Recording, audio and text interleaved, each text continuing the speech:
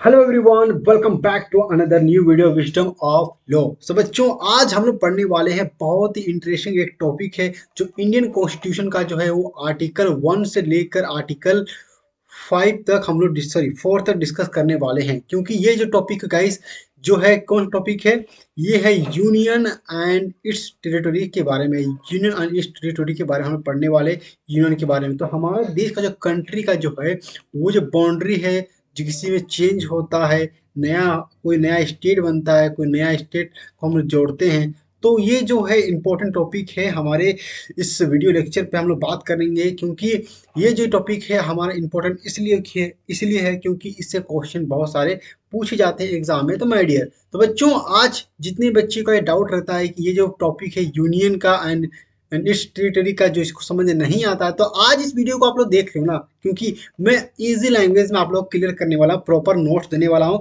और इस नोट्स के लिए आपको क्या करना है, हमारा टेलीग्राम चैनल है उसको सब्सक्राइब कर लेना है। इस वीडियो के डिस्क्रिप्शन के नीचे लिंक दे रहा हूँ, ओके। इसको फ्री में डाउनलोड करो, पढ़ो आप लोग एकदम अच्छे से। और साथ ही हमारे चैनल को सब्सक्राइब कर लो और बेल आइकन को भी ऑन कर दो, वीडियो को भी लाइक कर दो। ठीक है, ये सब तो हर कोई यूट्यूबर बोलता है बच्चा, बस हमारा भी हिट इस तरह का डिमांड है, ओके ना, क्योंकि इसमें मेरा फायदा है थोड़ा सा, समझ सकते हैं आप लोग। ओके, तो चलिए बिना बकवास किए हम लोग वीडियो को शुरू करते हैं। तो बच्चों, हम लोग आज क्या करें, पढ़ने वाले जो है ये टॉपिक जो है बाबू, ये जो टॉपिक है ये बहुत ही इंपॉर्टेंट टॉपिक है ऐसा, ओके। तो यहाँ पे रेड कलर में लगा लेता हूँ, तो रेड थोड़ा सा अच्छा लगेगा, ठीक ना।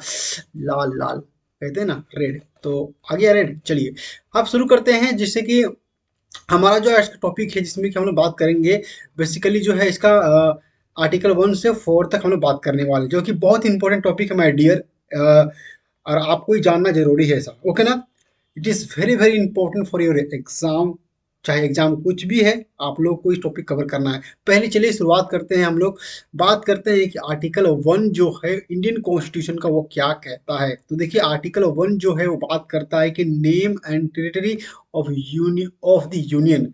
देखिए हमारा देश का नाम और उसका एरिया, उस क्षेत्र के बारे में बात करता है। हमारा देश का ऑफिशियल नाम क्या है, और हमारा देश का जो है वो एरिया कहाँ कहाँ तक फैला हुआ, कौन कौन हमारा देश का क्षेत्र है। ठीक है, जैसे कि हमारा ये हो गया इंडिया का मैप, ये हो गया। तो इंडिया का जो है वो कौन कौन सा क्या है, क्षेत्र कहाँ से, आप लोग देख तो रहे मैप ऐसा, लेकिन इसमें अगर इसी इंडिया में किसी राज्य को नया राज्य बनाना है या किसी अलग राज्य को जोड़ना है ऐसा, तो उसके लिए कौन कौन सा प्रोविजन है, तो यही जो 1 से 4 जो आर्टिकल है वो डिस्कस करता है माय डियर। तो हमारा जो ये इंडिया है, ये इंडिया जो है वो क्या है, एक यूनियन ऑफ द स्टेट है। ठीक है, उससे पहले यूनियन यूनियन ऑफ स्टेट है, तो यूनियन एक्चुअली होता क्या है वो तो हमको बता देंगे, बता ही रहे हैं आप लोग को।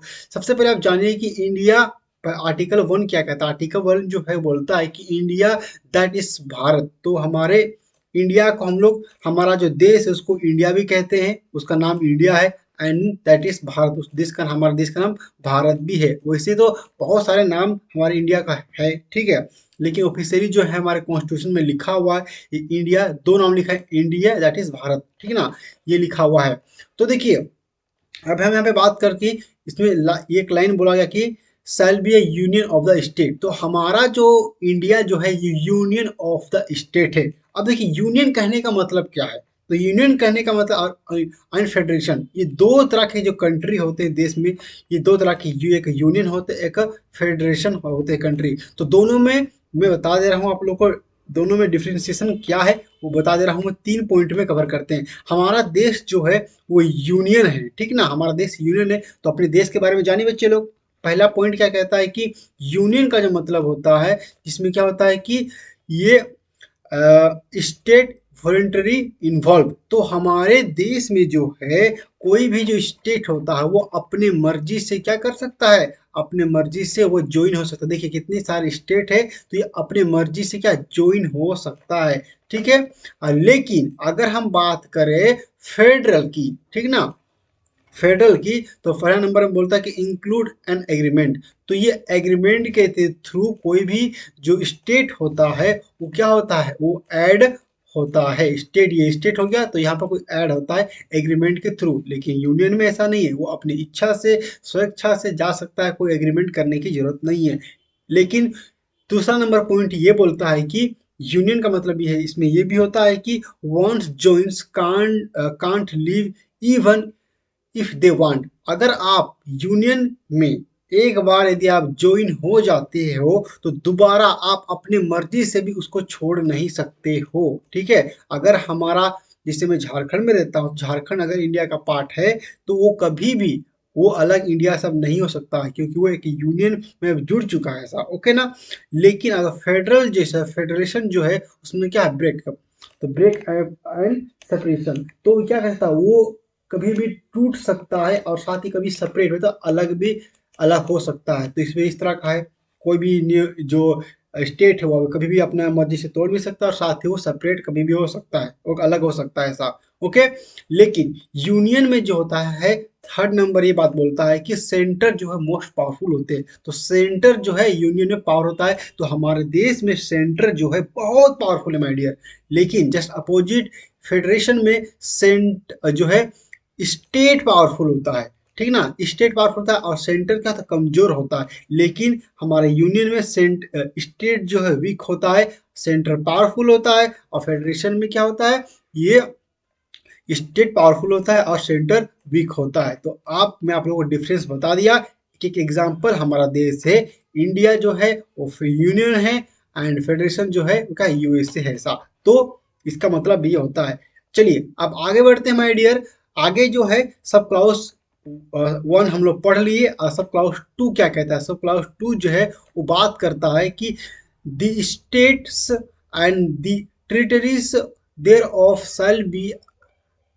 shall be as specified in the first schedule। तो देखिए हमारे जो इंडिया जो है उसमें स्टेट जो है वो बताया गया है कहाँ पर, वो फर्स्ट शेड्यूल में बताया गया। तो हमारे देश में जो भी स्टेट्स है वो बताया गया फर्स्ट शेड्यूल में। तो फर्स्ट शेड्यूल क्या है, फर्स्ट शेड्यूल जो है ये देखिए, मैं यहाँ पे पीडीएफ खोल दिया था। तो फर्स्ट शेड्यूल में जितने भी हमारे देश में जो स्टेट है, जैसे कि देखिए आंध्र प्रदेश, असम, बिहार, ठीक ना, उसके बाद हो गया गुजरात, केरला, महाराष्ट्र, तमिलनाडु, ठीक ना, फिर महाराष्ट्र, ये केरला हो गया, उड़ीसा, पंजाब, ठीक ना, राजस्थान, उत्तर प्रदेश, वेस्ट बंगाल। तो ये जितने सारे भी है हमारा, ठीक है, मणिपुर, सिक्किम, तो इस तरह से 28 राज्य हो गए। तो 28 राज्य हो गए, ठीक है। पहले 29 राज्य था, पहले 29 राज्य था, लेकिन जम्मू कश्मीर जो है उसको अब वो स्टेट पहले था, लेकिन अब वो स्टेट नहीं है, अब वो एक यूनियन टेरिटरी है। तो इसमें कि जम्मू और लद्दाख जो है अलग अलग हो गए, इसीलिए अब हमारा जो यूनियन जो लिस्ट है वो 9 हो गए। ओके ना, तो 9 तरह का भी यूनियन हो गया ऐसा, ठीक है, केंद्र शासित वैसा। तो सब समझ गए। उसी तरह से आप देख सकते हैं कि केंद्र शासित जो है वो हो गए कितना, 9 हो गए साथ। तो यूनियन में तो हमारा देश का जो कंट्री का जो है लिस्ट है वो कहाँ शामिल है, फर्स्ट शेड्यूल में शामिल है। ओके। चलिए अब आगे बढ़ते हैं, ये हम लोग क्लियर कर लिए। आगे बढ़ते हैं माय डियर कि थर्ड नंबर में क्या कहता है। थर्ड सब क्लॉज में बोलता है कि the territory of India shall be comprise. तो इंडिया के जो है टेरिटरी में, उसके क्षेत्र में, उसके एरिया में कौन कौन सा चीज शामिल है, ठीक है ना। पहला होते हैं, पहला पहला है दी टेरिटरीज ऑफ द स्टेट। तो जितने भी हमारे देश में जो स्टेट है 28, ठीक ना, 28 जो स्टेट है वो हमारे देश के क्या है, वो टेरिटरी है, एरिया है सब। और साथ ही the territory of specified in the first schedule. तो जो फर्स्ट शेड्यूल में जो दिया गया है वो इंडिया के पार्ट हो गए ऐसा। ओके ना, जो भी फर्स्ट शेड्यूल में जो दिया हुआ है वो इंडिया के जो भी लिस्ट में जो भी स्टेट है वो इंडिया के पार्ट हो गए। और तीसरा बात करता है कि such other territories as may be acquired by the government of India at any time. तो अगर कोई भी स्टेट है, हम लोग फ्यूचर में क्या करते हैं, एक्वायर करते हैं, मतलब प्राप्त करते हैं। मतलब कि यहाँ पे एग्जांपल देते हैं, इसका एग्जांपल बताते हैं। देखिए ये पाकिस्तान हो गया, ये भूटान हो गया, ठीक है। तो ये जो है ये सब स्टेट को अगर हम फ्यूचर में अगर हम पाएंगे, एक्वायर करेंगे, प्राप्त करेंगे, तो ये भी क्या होगा, हमारे देश का ये एक टेरिटरी होगा, एक क्षेत्र होगा। लेकिन इसको प्राप्त करते हैं यदि कोई गवर्नमेंट प्राप्त करता है तो हमारा। ओके, तो इस तरह का एक क्षेत्र होता है हमारे देश में, क्या है वो आर्टिकल 1 ये कहता है कि इस तरह का जो हमारा एरिया होगा हमारे देश का। ओके माय डियर, आगे पढ़ते हैं, ठीक है। आर्टिकल 2 क्या कहता है। आर्टिकल 2 जो है ये भी बहुत इंपॉर्टेंट है। आर्टिकल 2 बात करता है admission, admission, establish and new state के बारे में बात करता है। तो देखिए, अगर किसी भी देश का हमारा जो कंट्री है भारत को उसमें किसी का एडमिशन करना पड़ता है और स्टैब्लिश एंड न्यू स्टेट। तो देखिए, हम सबसे पहले हम बताते हैं न्यू स्टेट क्या होता है। अगर न्यू स्टेट जो होता है उसके एग्जाम्पल के थ्रू समझाएंगे तब ना समझ में आएगा। तो न्यू स्टेट जो है, थोड़ा सा मैं इसको यहाँ से इसको मैं हटा लेता हूँ। देखिए, न्यू स्टेट कहने का मतलब कि देखिए ये हो गया पाकिस्तान, हो गया भूटान, हो गया, ठीक है। तो इस तरह का जो भूटान हो गया, तो अगर हमें पाकिस्तान या भूटान को अगर हमारे देश में शामिल करते हैं, इसमें इंडिया में शामिल करते हैं, तो क्या होगा, वो एक न्यू स्टेट होगा। अभी तो ये अलग कंट्री है, लेकिन ये क्या होगा, ये इसमें शामिल होगा तो एक न्यू स्टेट कहलाएगा। ओके ना। उसी तरह से अगर एडमिशन एडमिशन कहने का मतलब कोई ऐसा कंट्री है जो बना हुआ है पहले से ही, तो वो अगर हमारे देश में शामिल होता है तो उसको क्या कहते हैं, एडमिशन कहते हैं। उसी तरह से इस्टैब्लिश, देखिए इस्टैब्लिश एक वर्ड है, भी आपको बताते हैं, कहाँ गया, आ जाओ, हाँ, इस्टैब्लिश। अब इस्टैब्लिश कहने का मतलब क्या है, इस्टैब्लिश कहने का मतलब आपको एक एग्जाम्पल के थ्रू समझाते हैं ताकि आपको समझ में आए। देखिए, इस्टैब्लिश कहने का मतलब एग्जाम्पल लेते हैं कि ये देखिए, इंडिया और पाकिस्तान, ये दोनों, ये पाकिस्तान का मैप है, इंडिया का मैप है। तो अगर मान लीजिए यहाँ पर वार हो जाता है, कभी भी यहाँ पर वार हो जाता है और इंडिया जो है, ये पाकिस्तान का ये जो भाग है देख रहे हैं, इस पाकिस्तान का भाग को क्या कर लेता है, एक्वायर कर लेता है, प्राप्त कर लेता है। तो ये जो नया एरिया जो बना इंडिया के पास, इसका एरिया का इंडिया का एरिया बढ़ गया, तो ये एरिया को हम क्या किए, इस्टेब्लिश किए, उसमें अपना लॉस रूल्स रेगुलेशन सब कुछ हम लोग क्या किए, प्राप्त किए। तो ये जो नया स्टेट हम ये जो नया एरिया हम प्राप्त किए, उसको क्या कहते हैं, इस्टेब्लिश हम लोग कहते हैं। ओके। अब ये जो इस्टेब्लिश जो है दोस्त, आर्टिकल 2 जो बेसिकली क्या कहता है समझिए, establish admission and new state का मतलब समझ गए। तो ये देखिए, तो पार्लियामेंट के पास पावर है कि पार्लियामेंट में by law admit into the union. तो पार्लियामेंट जो है एक कानून बना करके हमारे देश में जो क्या कर सकता है, एरिया को एडमिशन कर सकता है, ठीक है, वो यूनियन में शामिल कर सकता है। एडमिट करते हैं, यूनियन में शामिल कर सकता है, यूनियन का समझ गए, यूनियन में शामिल कर सकता है, उसका इसमें एस्टैब्लिश कर सकता है, न्यू स्टेट बना सकता है, ठीक है। जैसे and such terms and condition as it's think fit. तो वो क्या कर सकता है, अपने अकॉर्डिंग कोई भी कानून बना सकता है और जैसे उनको ठीक लगे, ठीक है। इसमें कि as as it think fit कहने का मतलब ये है कि उसको जैसे ठीक लगेगा वो कानून बना सकते हैं। ओके ना। तो बेसिकली आर्टिकल 2 का मतलब ये होता है, समझ गए, आर्टिकल 2 समझ गए कि पार्लियामेंट जो है कानून बना सकता है और किसी भी बना सकता है, कानून बना करके किसी भी उसको किसी एरिया को क्या करता है, एडमिट कर सकता है, एस्टैब्लिश कर सकता है, न्यू स्टेट भी बना सकता है, ठीक है, जैसे उनको ठीक लगे। तो आर्टिकल 2 ये कहता है। तो माय डियर, आर्टिकल 2 हम लोग खत्म कर लिए। अब आगे आगे बढ़ते हैं, आर्टिकल 3 क्या कहता है। आर्टिकल 3 बहुत इंपॉर्टेंट है, ये भी बहुत है, ठीक है। तो चलिए आर्टिकल 3 थोड़ा सा बहुत आसान भाषा में बताएं, जाना कहीं का नहीं है। तो आर्टिकल 2 बात करता है formation of new state and alternation of area boundaries and और name of the existing state. तो आर्टिकल 3 जो बात कहता है वो करता क्या है, न्यू स्टेट फॉर्मेशन, एक नया स्टेट बनाने की बात करता है। और साथ ही अल्टरेशन मतलब किसी भी स्टेट को एरिया को बढ़ाता है। मतलब अगर हमारे इंडिया में अगर हमारे कोई भी राज्य है, हमारा कोई भी राज्य, चाहे झारखंड हो, छत्तीसगढ़ हो, बिहार हो, दिल्ली, ठीक है ना, यूपी हो, तो यदि ये जो एरिया को क्या करना है, अगर कुछ नया स्टेट बनाना है, अगर हमें नया मतलब एग्जाम्पल के थ्रू आपको समझाते हैं। देखिए, ये हमारा क्या है, देखिए एग्जाम्पल में देखिए, तो जूम करते हैं ताकि आप लोग समझ में आए। ओके, जूम में तो फट जाएगा। तो ये हमारा झारखंड जो है, ये हमारा क्या है, देखिए झारखंड मेरा पार्ट है, जैसे हम झारखंड में रहते हैं, तो झारखंड को मान लीजिए यहाँ से हम तोड़ देते हैं तो एक नया स्टेट बनेगा ऐसा। अगर मान लीजिए ये यूपी है, तो यूपी को अगर हम दो भाग में बांट देते हैं, तो ये जो अगर किसी के एरिया में चेंज करना है, ठीक है ना, बाउंड्री में चेंज करना है, ओके, उसके नाम में चेंज करना है, तो आर्टिकल 3 का हम लोग क्या करते हैं आर्टिकल 3 का हम लोग मदद लेते हैं। तो आर्टिकल 3 के थ्रू ही किसी एरिया में, किसी के बाउंड्रीज में, नेम में क्या होता है, चेंज लाया जा सकता है। ओके।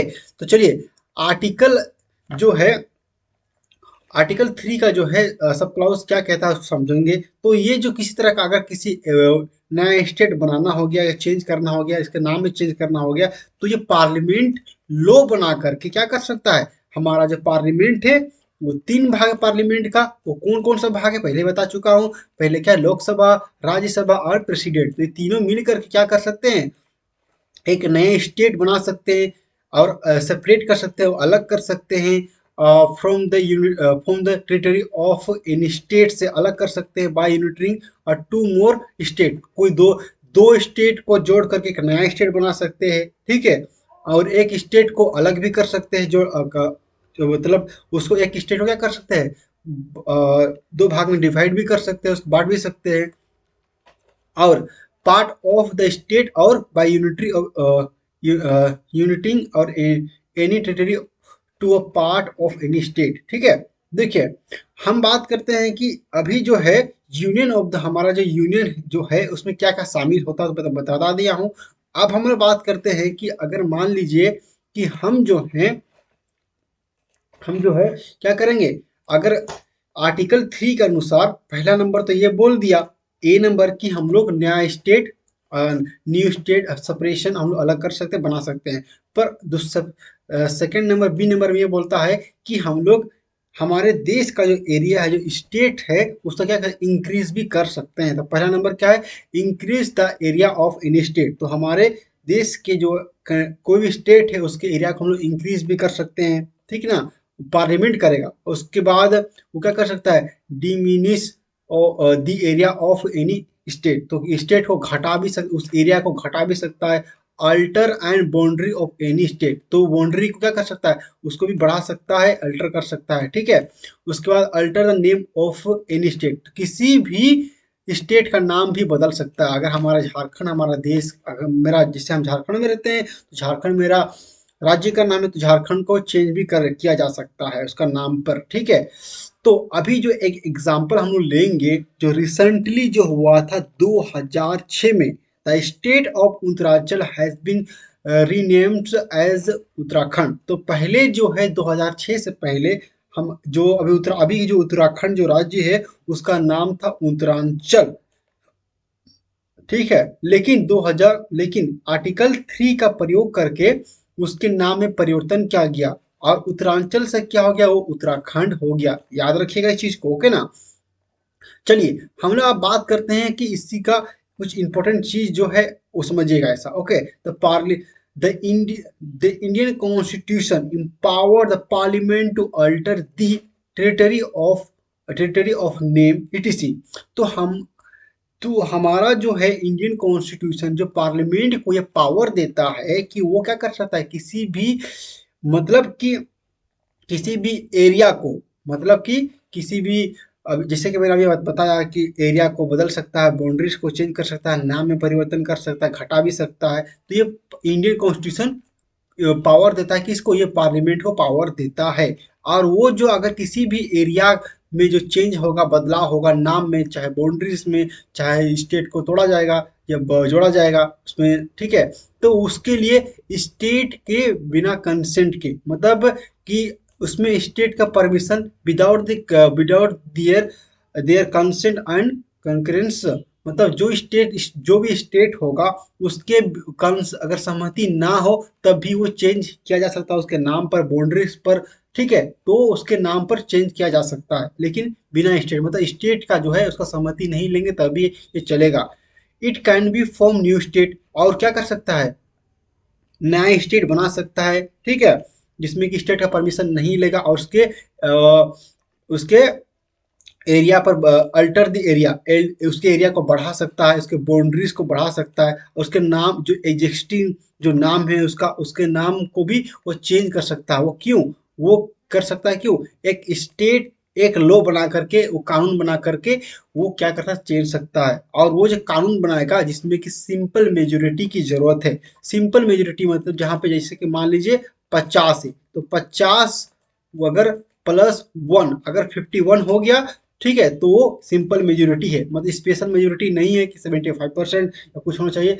सिंपल मेजोरिटी कहने का मतलब जिसमें कि 50 प्लस 51, अगर 51 का मेजोरिटी आ गया तो ये कानून बन जाएगा। ओके ना, तो इस तरह का अगर चेंज किया जा सकता है। ओके, उसी तरह से अगर स्टेट को जो है क्या होगा, बिल पास लेकर, अगर मान लीजिए कोई भी कानून में जो ऐसे पार्लियामेंट है, तो कोई भी किसी भी चीज में हम लोग को चेंज करना है तो उसके लिए तो बिल लाना पड़ेगा। तो अगर मान ली, तो अगर कोई भी स्टेट में, अगर स्टेट होता है मतलब कोई भी राज्य होता है, उसमें बदलाव करना है उसकी एरिया बाउंड्री नाम में किसी भी तरह का, तो हम लोग क्या कर सकते हैं कि no bill for the purpose shall be introduce in either house of parliament except in the recommendation of the president. तो हम लोग अगर किसी भी जो पार्लियामेंट जो है या कोई भी सरकार जो होता है, अगर चेंज करना चाहती है किसी एरिया बाउंड्रीज नेम पर, ठीक है, तो उसके लिए वो बिना परमिशन, ठीक है ना, बिना रिकमेंडेशन ऑफ प्रेसिडेंट, तो बिना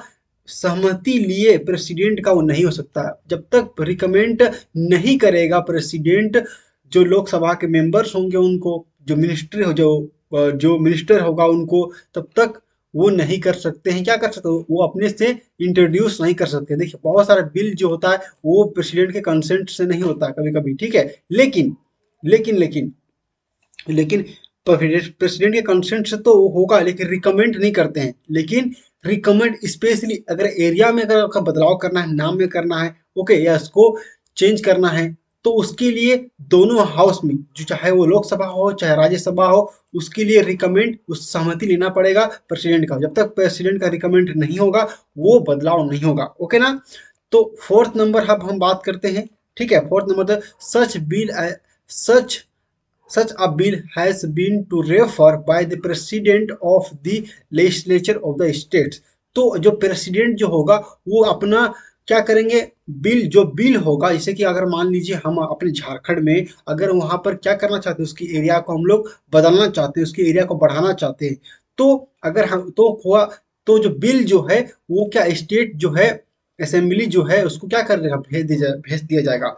तो उसको स्टेट के झारखंड के पास भेज दिया था बिल ऐसा। और अगर आपको लग रहा है कि इसमें कुछ बदलाव होना चाहिए, कुछ चेंज होना चाहिए, तो क्या कर सकते हैं, वो उसमें अपना वो अपना अपना व्यू रख सकता है, अपना पॉइंट ऑफ व्यू रख सकता है। ओके ना, और एक specific time the state legislature is required to express its view within a special sorry specified time period. तो एक टाइम पीरियड में वो स्टेट को क्या करना पड़ेगा, बताना पड़ेगा। अगर किसी तरह का चेंज करना है, तो अगर अपना कोई पॉइंट ऑफ व्यू रखना चाहते हैं, तो अगर वो एक स्पेशल टाइम पर वो नहीं, अगर मान लीजिए कि वो कहते हैं कि मुझे अपने एरिया में चेंज नहीं करना है, ठीक है, हमको घटाना नहीं है, तो चुप हो जाते हैं, तब भी पार्लियामेंट, तो क्या होगा, अगर हम वो नहीं देते हैं, पार्लियामेंट को ये रिपोर्ट नहीं करते हैं कि हाँ हमें किसी तरह का कोई एरिया में बदलाव नहीं करना है, या कुछ भी नहीं देते हैं, और देते भी हैं, तो क्या होगा, पार्लियामेंट क्या है, the parliament is not bound to accept this view. तो पार्लियामेंट क्या है,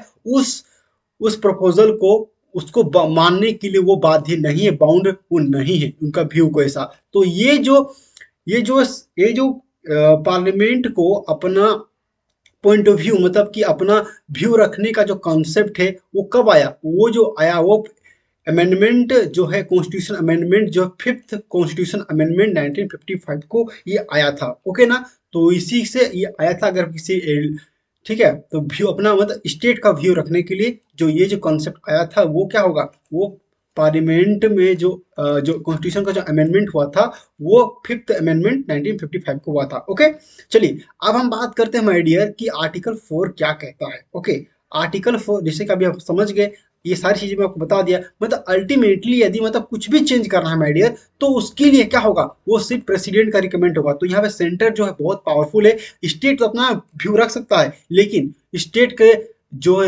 है स्टेट का जो है व्यू है, उसको मानने के लिए क्या हो, सेंटर बाध्य नहीं है। तो सेंटर बहुत पावरफुल है यहाँ पर। ओके, तो चलिए अब हम आगे बढ़ते हैं, बात करते हैं आर्टिकल 4। आर्टिकल 4 जो कहता है वो डेफिनेटली वो कुछ इंपॉर्टेंट बात करता है, जो कि आर्टिकल 2 और 3, अगर आर्टिकल 2 और 3 में जो भी बदलाव होता है किसी तरह का होता है, जैसे कि मैं बताया आर्टिकल 2 जो है किसी भी स्टेट का जो है एरिया को हम एडमिशन, मतलब स्टेट हमारे देश में किसी भी एरिया को एडमिशन करते हैं, स्टैब्लिश करते हैं, न्यू स्टैब्लिश अगर न्यू स्टेट बनाते हैं, या हमारे नई स्टेट हम लोग बनाते हैं, अल्टर करते हैं, चेंज करते हैं, तो आर्टिकल 2 और 3 में जो भी प्रोविजन दिए हुए हैं, तो अगर उसमें किसी तरह का चेंज बदलाव लाया जाता है तो वो क्या हुए, वो अमेंडमेंट नहीं कहलाएगा, वो कॉन्स्टिट्यूशन अमेंडमेंट नहीं कहलाएगा। ओके ना। तो वो जो दिया हुआ है, तो direct parliament in case it makes a law under Article 2 or 3 to include therein necessary provision for amendment for first and fourth schedule which specially states and their territory। तो आर्टिकल जो शेड्यूल जो है first में दिया गया, fourth में दिया गया, बेसिकली स्टेट की बात करता है। ओके ना। तो स्टेट की बात करता है, तो ये जो 2 और 3 में किसी तरह का अगर कानून बदलाव चेंज होता है तो अमेंडमेंट वो नहीं कहलाएगा। ओके ना। जैसे कि 2 नंबर जो है इसमें ये कहता है कि ये it sets that related to the article 2 और 3 don't amount to constitution amendment for the purpose article 368। तो अगर हमारा कॉन्स्टिट्यूशन में किसी तरह का जो है अमेंडमेंट कराना होता है तो आर्टिकल 360 का वो रेफर करते हैं। ओके।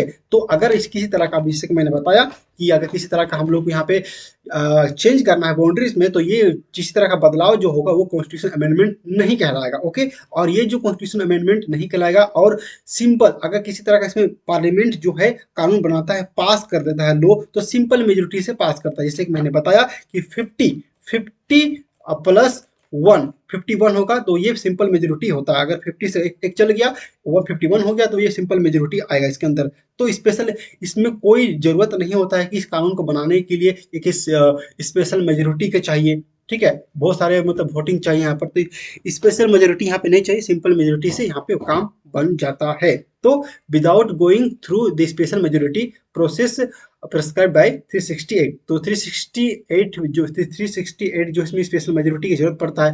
कॉन्स्टिट्यूशन में चेंज आने के लिए तो स्पेशल मेजोरिटी का चेंज होता है, लेकिन इसमें अगर एरिया में बदलाव करना है, नेम में बदलाव करना है, उसका नाम, उसका एडिटर को, उसके एरिया को बढ़ाना है, घटाना है, तो उसके लिए सिंपल मेजोरिटी का जरूरत पड़ता है। ओके। तो इस तरह से हम लोग आर्टिकल 1 to 4 खत्म हो गए, और आप लोगों को भी कुछ और चीज बताने वाला हूँ जो कि एग्जाम पॉइंट ऑफ व्यू से बहुत इंपॉर्टेंट है, और वो चीज अभी ध्यान दीजिएगा। ओके ना। अगर यहाँ पे देखिए 1947 में जो है, 1947 में इंडियन इंडिपेंडेंस एक्ट पास हुआ। तो इंडियन इंडिपेंडेंस एक्ट पास हुआ तो हमारे देश में जो है वो दो, पहले क्या था, पहले पाकिस्तान और जो हमारा इंडिया जो है पहले एक ही कंट्री थे, लेकिन पाकिस्तान को क्या ये अलग हो गया। कब? 1947 में अलग हो गया। तो ये इंडिपेंडेंस एक्ट जो पास हुआ था, इससे वो अलग हुआ था। तो देखिए, पहले जब हमारा जो देश जो था, जो अलग हुआ, उसमें उस समय क्या, उस समय स्टेट, उस समय जो था वो 552 जो है प्रिंसिपल स्टेट था। पहले क्या, प्रिंसिपल सब कुछ स्टेट था पहले, लेकिन स्टेट क्या था, राजा का शासन चलता था वहाँ पे। ठीक है। ठीक है। तो राजा का शासन चलता था उस समय। तो उसमें 522 500 जो है 52 जो है, ये जो स्टेट था पहले अलग अलग था। तो अभी हम लोग 28 बोलते हैं ना, तो सब कुछ अलग अलग डिवाइडेड था। तो 552 जो है वो स्टेट था। तो जिसमें कि 549, फाइव याद यहाँ पे लिख लीजिए आप लोग, 549। तो वो क्या हो गया, वो क्या इंडिया में तो शामिल हो गए थे, लेकिन 3 जो स्टेट थे वो अभी तक इंडिया में शामिल नहीं हुए थे। वो 3 स्टेट कौन था? ये हैदराबाद है, ये देखिए हैदराबाद, और ये ठीक ना गुजरात जो हो गया यहाँ पे कुछ पार्ट है, ठीक ना। उसके बाद ये कश्मीर। ओके ना। ज तो यहाँ पे जो है ये जो, और ये स्टेट हो गए, अभी तो ये सब तो इंडिया का पार्ट बन गए, लेकिन इंडिया का पार्ट ये कब बने बता रहा आपको, जब हैदराबाद को क्या पुलिस क्या एक्शन हुआ, तब जाके इंडिया में मिला। और ये जो है कश्मीर जो है, ये हरी सिंह के जो है, वो हरी सिंह के जो एग्रीमेंट हुआ उससे वो हमारा जो है कश्मीर जो ये हमारे देश में, मतलब हमारे देश में क्या हुआ, ये यहाँ पे शामिल हुआ। ओके। और इंस्ट्रूमेंट ऑफ एसेसन, तो जो इससे ये शामिल हुआ था। ठीक है। और बाकी जो यहाँ पे जैसा जूना जूनागढ़ जूनागढ़, तो ये जो है पब्लिक ओपिनियन से क्या हुआ था, ये शामिल हुआ था। तो ये 3 इस तरह से जो स्टेट अलग अलग थे, बाद में नहीं हुआ था, लेकिन ये 3 जो है वो इस तरह से शामिल हुए। तो हमारा जो है इंडिया जो है वो 7 अमेंडमेंट, जिसमें जब 7 अमेंडमेंट हुआ था उसमें क्या हुआ, 14 राज्य थे और 6 यूनियन टेरिटरी थे। तो सोचिए कि उस समय अलग अलग कितना अभी टूट गया। पहले 14 राज्य था, अभी 6 यूनियन टेरिटरी थे। तो अभी कितना अलग हो गया। तो उसी तरह से ये जो पहले उसके बाद स्टेट रिकमेंडेशन जो है वो क्या किया, पुनः गठन किया 1956 में, तब जाके ये आया। तब ये बना कितना, ये 14 राज्य और 6 यूनियन टेरिटरी बना। ओके, उसी तरह से हम बात करते हैं कि आगे जब 26 जनवरी जो है हमारा देश तो आज़ाद हो गया, अपना कॉन्स्टिट्यूशन हम अडॉप्ट किए, तो उस समय जो है स्टेट जो था वो सब कुछ मतलब राज्यों का राज्य जो अलग अलग बिखरा हुआ था। ठीक है, तो जैसे कि ब्रिटिश और जैसे कि category A B C D में वो डिवाइडेड हो गया था। ए बी सी डी कहने का मतलब ए में जो है कि ए कैटेगरी में ब्रिटिश ब्रिटिश जो है प्राप्त किए थे, जो ब्रिटिश जो है जिसमें अपना रूल कर रहे थे, रेगुलेशन अपना लगा रहे थे, तो ब्रिटिश के अंडर वो एरिया एक्वायर कर लिया गया था। तो ब्रिटिश, तो ए कैटेगरी में ब्रिटिश था। और बी नंबर प्रिंसली स्टेट, तो देसी रियासत जो थे। बी नंबर में कहा जो थे वो क्या, वो राजा लोग का शासन था वहाँ पर। और सी नंबर सेंटर का शासन था। और D number Andaman and Nicobar था। तो इस तरह का जो है वो 26 जनवरी जो 1950 में 4 कैटेगरी में डिवाइडेड था, लेकिन अब ये सब एक हो चुके हैं, कोई दिक्कत नहीं है। ऐसा ओके ना। तो अब हमारा इंडिया कंट्री, अब हमारा जो कंट्री है इंडिया का, वो क्या है, वो अभी एक यूनियन हो गया है और एक बहुत ही बड़ा कंट्री दिखता है, वो इस तरह का देखिए कंट्री है। ओके ना। तो ये हमारा एग्जाम्पल रहा इस वीडियो का टॉपिक। तो भाई साहब आज हम लोग खत्म कर चुके हैं आर्टिकल 1 से 4, और ये जो लेक्चर था बहुत ही इंपॉर्टेंट था और आपको समझाना भी था। तो आई होप गाइस कि ये वीडियो आपको बहुत ही पसंद आया होगा और साथ ही ये इंपॉर्टेंट वीडियोस आप लोग को रहा होगा। ओके ना। तो चलिए, अगर वीडियो पसंद आया तो वीडियो को लाइक, चैनल को सब्सक्राइब करना मत भूलिएगा बच्चों। ओके, चलिए मिलते हैं नेक्स्ट वीडियो में। जुड़े हैं हमारे चैनल विजडम ऑफ लॉ के साथ। बहुत बहुत धन्यवाद आप सबों का हमारे साथ जुड़ने के लिए। Thank you everyone, love you all, bye bye.